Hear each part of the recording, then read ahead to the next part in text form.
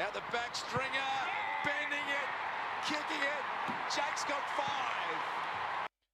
Jake Stringer, 5 goals, 1. Defeat Gold Coast, 4 goals, 6. Jakey Stringer. What a hero. I don't think you should be outscoring a whole team when you kick 5 goals, to be fair, but No. that's the way it was. As it was, 14-14, 98, defeat Gold Coast, 4-6-30. Pretty, after quarter time, pretty run-of-the-mill sort of day. I must admit, in that first quarter, I thought, geez, we're going to lose this game. I thought we were awful in the first quarter, yep. But they were okay. Like they had it down their forward 50 and for a bit. Yeah, the way they were harping on about the wind, I was sitting there thinking we're gonna be 5 goals down at half time here. And we have not used the wind well in the first quarter. I'm going, oh god. In terms of the players, we have Nick Hind, one of his better games for the club, 30 touches and a goal. Needs to get some new boots, keeps falling over. But, at one point, he checked the grip underneath him, just to see what was going on. Just to make sure it looked like it wasn't his fault. Yeah. I was like, oh, what? Darcy Parish, 34 touches, 6 clearances. Jake Stringer, 5 goals, 19 touches and 4 clearances. Mason Redmond, 30 touches. He had a lot of footy. Snelling, I love his game. 4 tackles, 20 touches. Merritt had 31 and 5 clearances. A bit low on the old fantasy there for Zachy Merritt. Yeah, he didn't do many tackles or many clearances or his normal sort of stats. Normal stuff. Sammy Durham kicked his first goal, which is nice to see. Yeah, he was up and about after that too, wasn't he? That's a rough wrap. We'll cover the players a bit later on, but we'll talk about the game as a whole first. I think we kind of touched on it. The first quarter was awful. From as I said, I thought they played okay in the first quarter. I thought we were. But we were as described, playing under 12s footy, kicking with the wind. We were just bombing it long, thinking everything will be fine. Mm-hmm. And it wasn't, because we kept kicking it to, for some reason, Waterman was the one out in the forward 50, and he was playing behind, and the kicks were going 30 metres short of him. I was a bit confused by that strategy, to be honest, Sam, in the first quarter. I was unsure why Waterman was our forward left deep. And why wasn't someone more like a Peter Wright or a Jakey Stringer? And I know he was playing a little bit. Well, you think Wright or Francis have to be one of the two. Yeah, I was a bit confused. Anyway, yes, very especially because whoever the guy, I can't think of the guy that was on Waterman. I think, was it Burgess or someone like that? No, or Ballard or someone like that. They were quite a bit taller. So, well, I think what Waterman was trying to do was be out the back for the kick over the top with the wind. That kind of makes sense. Yeah. But one, he was too deep to start with. Yeah, well, he was in the goal square every time. Because the kicks were dropping so far short. But two, we needed to do another kick forward and then try that kick over. If that's what the plan was, that's what it looked like. Because there's no way in hell you're Waterman sitting behind your opponent and then the kicks keep dropping 30 metres short. And Waterman's strength isn't his speed. So, he's not going to burst past. Anyway. We don't need to talk about it. Very poor first quarter, followed by 3 very good quarters. After quarter time, we kicked... Sorry, I should have been prepared here. After quarter time, we kicked 12 goals, 12 to 2 goals, 4. So, when were those their goals? Were they in the... Did they kick any in the... They didn't kick any in the second, I know that. Did they they kicked a goal in the second quarter. Oh, they kicked 2 points in the third quarter, and they kicked a goal in the last quarter. Really could have been anything from us. We could have won that by 100 points. Our set shots were pretty average all day. Don't know if that's a direct correlation to Peter Wright not getting a shot on goal. We'll talk about that. But just... We won by 68 points. It's hard to be critical of that. I would have liked to have seen us been a bit more ruthless, and we were ruthless, I think, for the second quarter. I think the end of the third, fourth quarter, we probably dropped off a little bit, which is okay in that scenario. A bit of self-preservation, I get that. And our percentage is already good. It's not like we're chasing percentage. I would say we were still pretty good into the last quarter doing things, because there was a moment with only a couple minutes to go where Zach Merritt ran past, I think it was Heppel. Made the other two look still. Yeah, and bumped somebody from the goal. I'm not even sure who that was. Put pressure on the kick, which then resulted in the kick not hitting the target, which then turned over and it went back the other way. So I like that, but I think he was still competing in those last few minutes. And again, I'm being hypercritical, probably Of course. unnecessarily, Yeah, but understand. for the amount of ball we had, we probably could have scored some more. Given our ability to score and to score quickly, we did it in the second quarter. We got on a run of like 4 goals in 5 minutes. It felt like it just went centre clearance goal, centre clearance goal, centre clearance goal. Big Sammy Draper. Oh, big Draper, yes. Again, seriously, a serious man crush going on there. Yeah, good. I like it. We'll get to the individuals shortly. In terms of the match, we had 60 more disposals than the Gold Coast. We're still much higher on the kick to handball, or much lower on the kick to handball ratio than our opponent. Interestingly, Gold Coast only scored from about 1 in 4 of their forward 50 entries. We were just about 1 in 2. I'd like to bring up the free kicks, Sam. We had a very good rub of the green with the umpires, and I think it's important to acknowledge this because we are hypercritical of umpires when they're against us. Yesterday, bitch and moan when it doesn't go our way. We've got to. They were very much. We got some good decisions, and there were a couple of times I expected the whistle to blow for a Gold Coast free kick, and it just didn't. And there were a couple of times where I went, Jesus, I didn't think that was holding the ball or whatever. So this is the thing with umpires, right? If you can acknowledge when they're a bit more pro us, it's not deliberate, of course, but when they're a little bit more on our side, then when they're against us, you kind of go, oh, well, it evens out. There was that bad call, though, of the Jake Stringer's, the dangerous tackle. Fade. His head didn't even hit the ground. And the commentary were right in saying, like, he stopped. He pulled up on the tackle specifically to not shove the guy's head into the ground. We did win the free kick count 22-17, so it wasn't overly lopsided. I think there was just a couple of decisions where we got free kicks. I thought, oh, God. And then there was a couple where Gold Coast missed out. That I went, oh, God. I felt, though, that it was much more of that sort of game where if it had been the other way around, we would have been I'd be fuming. Absolutely. Yep. That being said, umpires never cost you games of football, or very rarely cost you games of football. Still cost you. You still lose because you lose momentum. You can lose other things. Good enough team. Yep. As you say, Sammy Draper, 34. Well, not him specifically. 34 hit outs to 23. We'll talk about the individuals shortly. He really did dominate though. Fisher, as I said, is it Fisher? No, Smith. Sorry, Zach Smith. He just got dominated. 37 clearances to 31. We won both centre and stoppage clearances. Gold Coast turned the ball over more than we did. We had 16 marks inside 50 to their 3. We took 18 contested marks, which is 7 above our average for the year, to their 10. And obviously we kicked 14 goals. 14. And I want to go to one of those stats, the contested marks. Mm-hmm. So Ben King was absolutely blanketed by our boy. Yes.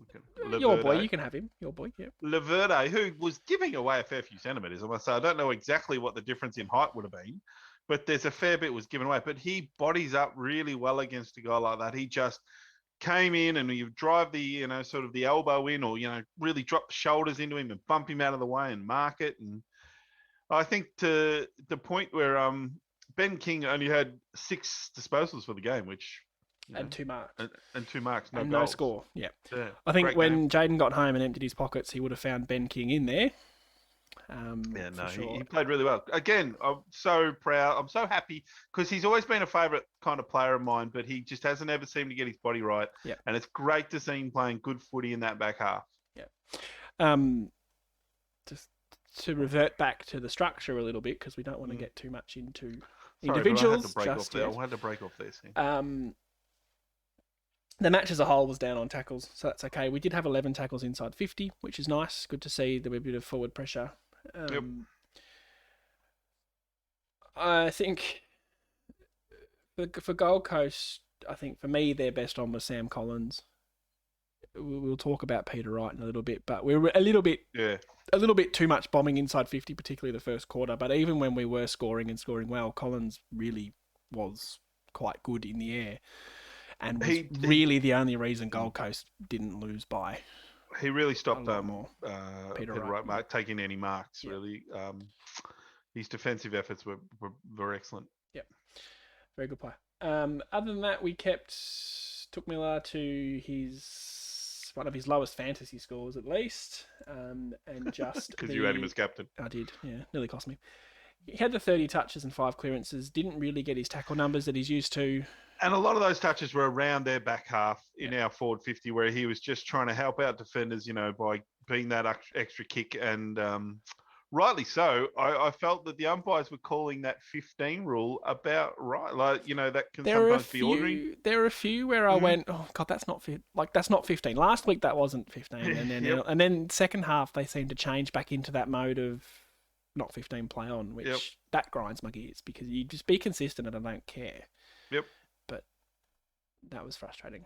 Only once or twice, but it was frustrating because of last week. We benefited from it last week as well, really, but it was annoying. I think it was good to see us change it up on the fly. Obviously, the first quarter wasn't good enough with the ball movement. Yep. Just not even skill-wise, just not intelligent football. It was horribly stupid. Like, it was just bomb it for long. Bomb it and bomb hope with the wins, like you said, under 12s. Yeah, under 12 footy. But good to for see the next us... 3 quarters, they hit up targets. Yeah. They handballed really well too. Like there was a chain of handballs and a kick from the back half that resulted in a set shot from Perkins. Yeah. Was that was the play of the day. That was handball to Francis, who then took on the 45 inside. Yep. And then Smith ended up running inside 50. Could have had the shot, pass it to Perkins, who unlike Smith ultimately missed the shot. But great footy. Really good football. And that's us to we'll a team. Split any team in half doing that and we'll make them embarrassed. And the key bit of that is the 45 kick inside. And Francis's ability to hit that kick is what sets that up. And the key part of that, though, is that if that set play happened against Melbourne, and with their marking the way, they mark everything bombed in, they can't stop that play. No. And that's the whole thing about lowering your eyes. Yeah, that's right. Is that play, that style of play will hurt anyone. Yep, absolutely. So, 3 quarters of really good football. And it is good because, especially last year, we played one good quarter, maybe. And I'm happy for us to play one bad quarter at the start and then turn it around. That shows improvement, shows a bit of growth in the coaches and in the players that they can adapt on the fly, which is encouraging. Yep. When you're in the position we're in, that's the sort of stuff we're looking for. Even if we scrape into finals, we're not talking premierships, we're not talking top 4, we're talking about improvement, and that's the sort of thing that we've really, really improved on. With the last few weeks, we've played a lot more consistent footy. Yeah. Which is exciting and hopefully... And dominating football. Cross fingers. I hope that continues against Collingwood this week. Yeah. Then the finals will be whatever the finals will be, who we play and whatever happens. I hope that just that consistent footy stays with us. Yeah. And that's the situation we're in now. If we beat Collingwood, we are playing a final. With a bit of luck, not against Brisbane, but we'll get to that. There would be some irony, wouldn't there, that if it'll be us or Joe. Yeah, the romantic in me would want us to win because he left us. Yeah. Just before we move on to our individuals, did you happen to catch Adam Sard on the interchange bench against Port Adelaide? I didn't see it, but I caught it on socials. Is that what yes, no, but you can have it. You were like, no. I just realised I'm not a cool kid anymore. I'm probably not qualified to say whether that's... I love the way you did that. I was like, no, actually, you're wrong. Don't do that again. So obviously... I did catch something where he was on the bench. Carlton were bad. Port Adelaide kicked the last 19 goals of the game. And, I mean, given how Sard left, I'm not sorry for him at all. No, I'm not sorry if that's what he's crying about. But if he's got other things going on. He gave away a 50. He sort of ran up, I think... now I'm confused between that and the GWS game. I think he got someone high anyway and gave away the 50, and Port Adelaide kicked the 19th goal in a row.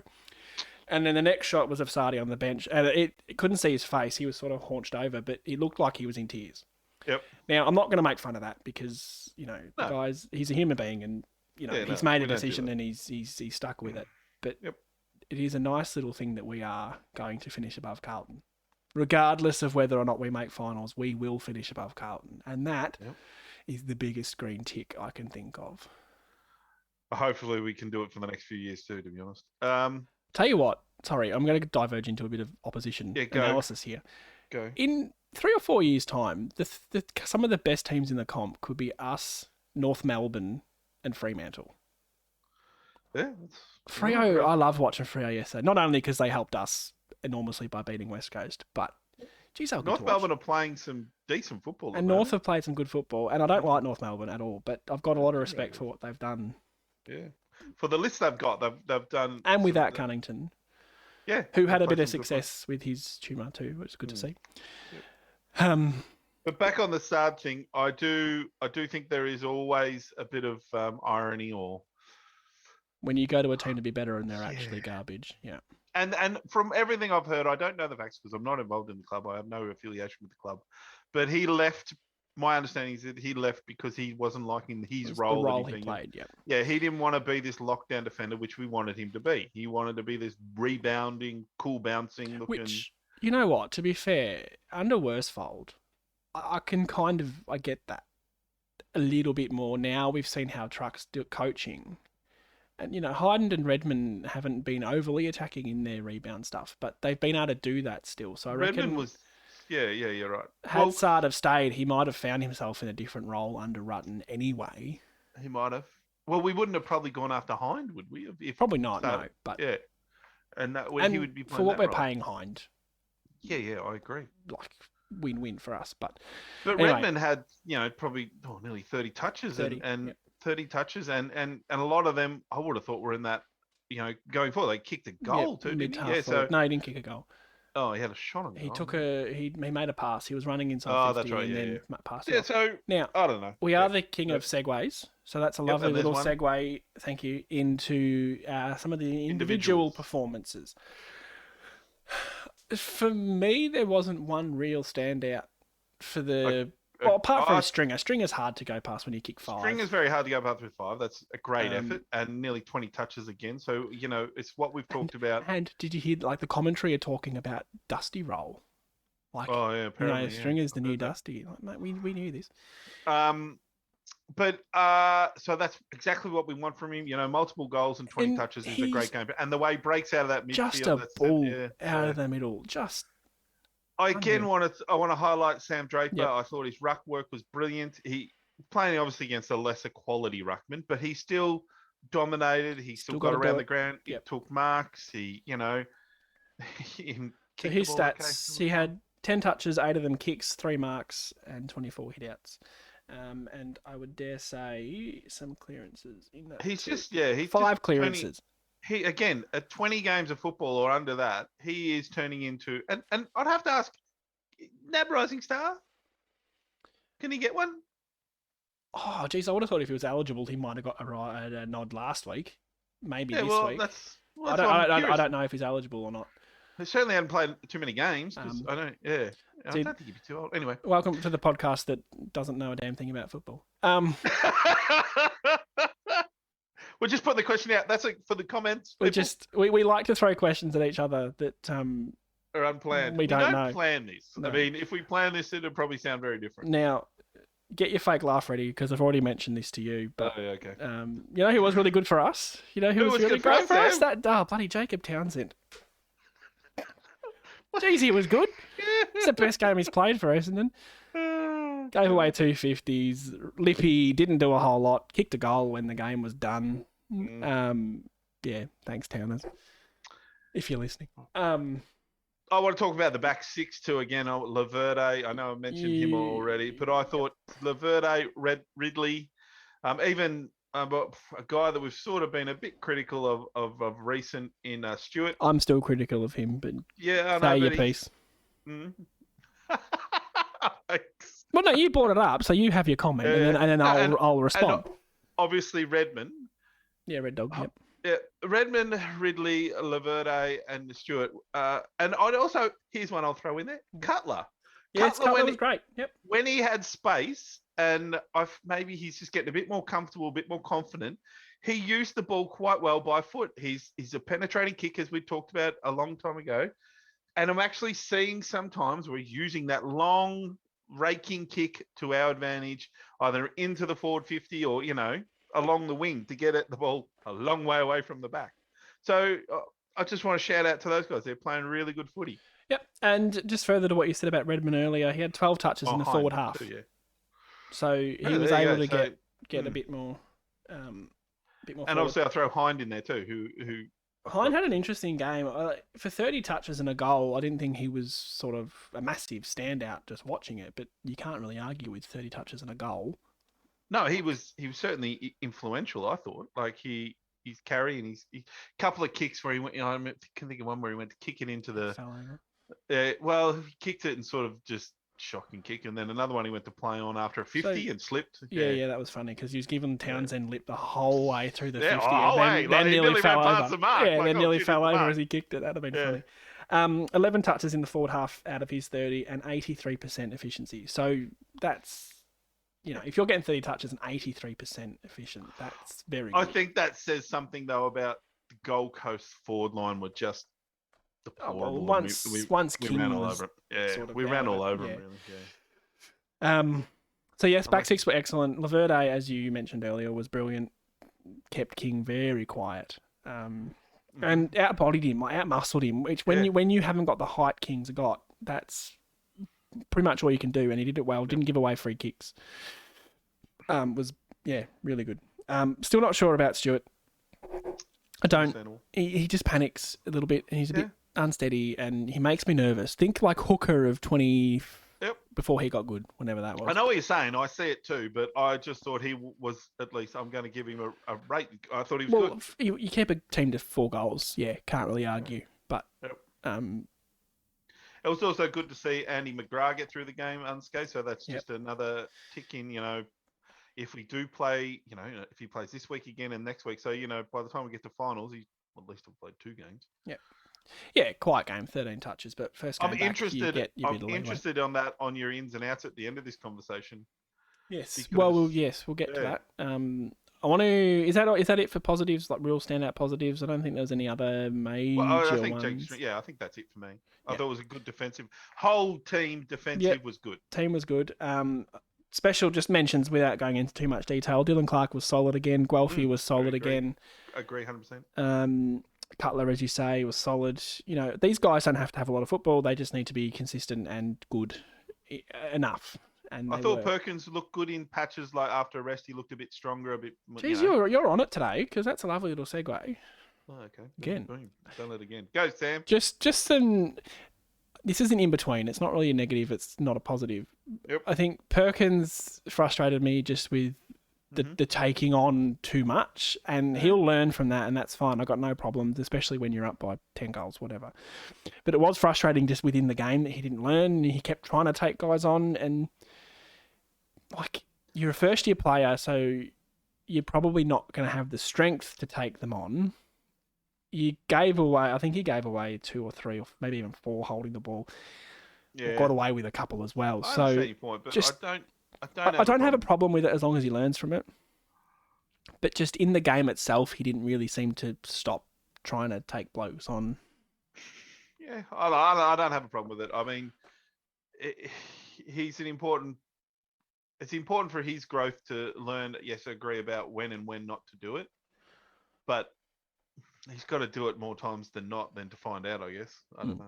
Yeah, and again, it's a perfectly acceptable game when you're up by 10 goals to keep taking it on. Like if the scores were dead even and it was an important, I don't know. It was just frustrating. Like I said, it's not a negative. Not going to say drop the guy. Like don't drop him. Yep. No. But just something to comment on. There's only really for me one other guy worth talking about, and again, it's not a negative, it's just a comment on what happened, and that was Peter Wright. So we talked him up in the preview, and we said big game for him, coming off 7 goals, maybe a turning point for him, or like a breakout game coming up against Gold Coast. Big game for Pete, and he didn't kick a goal, didn't register a score, maybe he kicked a point. I remember him having a shot for goal. It might have fallen short. Frustrating in the sense that coming off 7 goals, I would have liked to see him kick at least 2 or 3. But I think what happened was Gold Coast put all of their defensive effort into him, And like I said earlier, Collins had a great game and played him well, but it meant him being taken out of it by their best defender meant Stringer kicked 5. Well, and it meant that Guelphy kicked 2, Waterman kicked 2, Clark kicked 1. It meant other Francis guys got involved. Had 2 shots at goal. Yeah, I mean, I understand your point, but it didn't affect us we still nearly scored 100 points with 98. So that is always a massive tick for me. If you can score 100 points, you're a pretty good chance to win every game of footy. First to 100 wins. Is that a Lee Matthews thing? Yeah, there's always been a bit of a theory of those sort of. So if they were even too focused on Wright because of his game last week, and they let the little bit of focus drop off the other small forwards, because I was a bit worried without Tip and Woody, and obviously the first quarter, the way we were set up, I was like, I don't know where I was a bit worried about where our goals were coming from. Like we looked to be short at all, without Jones obviously playing and Stringer going so well in the midfield. Look, Dylan Clark and Matt Guelphy. Matt Guelphy, there was a moment there he hunted down someone with a tackle and just belted into him and got the free kick. Yeah. And had a little word into his, And what I love about Guelph, actually, it was a really good passage of play. Maybe not even a passage of play, but his second goal, he crumbed off the marking contest, snapped it for a goal. And to me, that is the most perfectly beautiful, simple goal in football. Rove the pack, kicked the goal. Yep. Stringer did it a couple of times, but the execution just to do it, it's all you got to do. I mentioned it late last year, not obviously on the podcast because we weren't doing it, but your success isn't about 22 guys having 25 touches and kicking a goal. Like, you've got your ball winners, you've got your key position players, and then you've got your nuggety little blokes that just play their role every week. They can have 10 touches, but if they can get on the score sheet, great. If they can have 5 or 6 tackles or more, great. 10 touch games are okay. You can still have an impact in another way, and that's what Guelphy did. Cyril Rioldi made a career out of that sort of football, and I think we'll all agree he was one of the greats. That's what these guys did yesterday. Yeah, which was good. Yep, agree. All right, Collingwood next week. We'll have our preview up on Thursday night, I would say. No injuries from yesterday, which is good. And I'd like to, just before we go any further, I want to also, I reckon there's a little bit of, there's not a lot, I don't think there's a lot to say about this game. It's done, it's dusted, it's put to the side. I think we've already started thinking about the possibilities of next week, and then the future of that. And that's why there's not a big wrap on this game. Like, there's we beat a team we should beat. Which is nice. We go on to do that again. This week we play finals. Yep. Well, yeah, so that's the thing. If we win, we're in finals. That's it. It's totally in our hands now, which is great. If we lose to Collingwood, honestly, we don't really deserve that spot anyway. Exactly. Same as if we'd lost to Gold Coast, we don't deserve that spot. Yep. Me and you talked after the Gold Coast preview on Thursday night that I was a bit worried for this one. Yeah, I was too. Just a little bit worried. GMHBA, obviously not against Geelong, but none of these players were alive the last time we won at this ground, which was stolen from commentary. But we've ticked off one danger game. Now we've got another danger game. Collingwood, I'm sure, would love nothing more than to stop us making finals. We don't flog Collingwood. I can't think of them many times when we flog teams like that, and I'll be happy just to take the win, and they'll be up and about because it's the last game of the year, and they'll have a bit to play for. So all right, we don't want to get too much into Collingwood because that's what Thursday night's for. So changes, predicted changes. Interesting. Kane Baldwin played a half of football and kicked 2 goals and looked very good. Don't think he's coming in. Just to comment on him. But that's just great to see. Big raps on him. Caldwell also played half a game and was quite solid. I'm not sure a half a game is enough to get you back into the AFL side unless they're thinking forward and they want to give him AFL match fitness before a potential final. That's sort of the only reason. And then the thing is, who goes out? Yes. So if it's a like for like, it's probably Clark for me. Yeah, fair. And that's not a criticism on Clark. That's just that Caldwell's an upgrade. And it's the same for me when Langford comes back. It will be for Durham. Durham's great. But you'd expect Cox to come back, yes. Maybe that is for Durham then. Although, I'll try and have rest the job Durham. But yeah, I get your point. Um, I'm going to go out on a limb and say no change. I reckon they'll bring Cox back, but it's a tricky one. Yeah, I don't want I to see don't- Durham out the side unless it's for Langford. yeah. I don't know. It's hard 2 weeks in a row to drop players. Who was the ins and outs were understandable this week. With Not Dev, sorry. Heppel had issues with that thumb again, though. Yeah, I would have liked to have seen him had 2 weeks. Really, I don't understand this rushing him back after a week. I would have thought to just anyway. Maybe if that's sore, then they could rest him against Collingwood, because if we don't win it, then as we've said, we don't deserve to be there. But there'll be challenges because Caldwell, It's hard to drop Cox, anyone from that game. and Tip and Woody trained too. I heard about they mentioned him in good. the after the game too. So they say he's doing a big block of training. Should say And too. We didn't mention this on Thursday night. He's out with some personal issues, it seems, as well. So I mean, we were heavy on him for his performance, but that's an unknown now. But we don't know those how things. long We can he's only out. No, we don't. That's right. Yeah, but we can only go on that it's poor form. He should be dropped. it's worth mentioning now that he might. It's an unknown for him when he comes back. I'd love to have him back rested and fit and happy and well for a final. Back to kicking goals and tackling. Yep. But it's going to be a really interesting team. Like, you take the time you need to take, and I would have, 3 or 4 weeks ago, I said, "Oh, Clark and Guelphy are the first ones out," but they're playing football that I think Guelphy's more so in that side than Clark at this point in time. But you're right, it might be Cox for Clark. That's a very different player in terms of height and ability and everything else. But all right, I'm going with no change. What are you saying? I reckon Cox comes back in, so maybe there's a change. Gleeson was the sub. Yep. Maybe a Guelphy or Clark go to the medical sub. All right, lock one in. Come on. Okay, well, that's what I'm saying. Guelphy goes to the medical sub and Cox comes back in. Harsh. All right. Nothing else?